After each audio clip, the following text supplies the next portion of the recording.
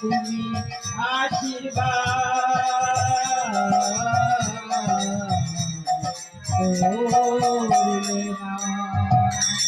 হনুমান, হ্যাঁ বলো। তুমি কাকে মামা বলে ডাকছো? কেন আমি আমার মাকেই মামা বলে এ তো ডাকছি? তোমার মা নয়, এ তো স্বর্ণ সীতা। তাহলে আমার মা কোথায়? তোমার মাকে তো বনবাস দেওয়া হয়েছে। কেন আমার মা কি এমন অপরাধ করেছিল যে আমার মাকে বনবাসে দিতে হলো? হনুমান, তুমি আমাকে বৃথাই দোষ দিও না। তুমি যাও অশোক কাননে, সেখানে গিয়ে জানতে পারবে তোমার মাকে কেন বনবাস দেওয়া হয়েছে। অশোক কাননে গিয়ে দেখবে অনেক মুনি ঋষিগণ সকলে বসে আছে, তাদের কাছে জিজ্ঞাসা করবে তোমার মাকে কেন বনবাস দেওয়া হয়েছে, তারা বলে দেবে। আরে পঞ্চম বর্ষীয় সীতা জনক আগারে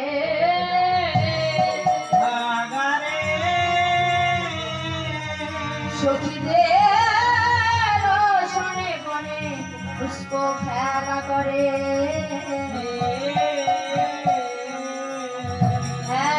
কাল বৃক্ষ ডালে সুতার সারি রামগুনা গুণ কীর্তন করে তারা অতি মনোহারি।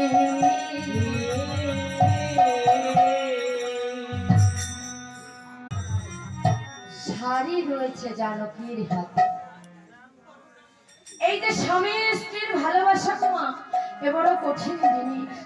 আজ শাড়ি রয়েছে জানকীর হাতে, আর সুখ পাখি বৃক্ষ ডালে বসে এডাল থেকে ওডালে এডাল থেকে ওডালে ছটফট করছে, আর বারে বারে পিছন দিকে ফিরে তাকাচ্ছে।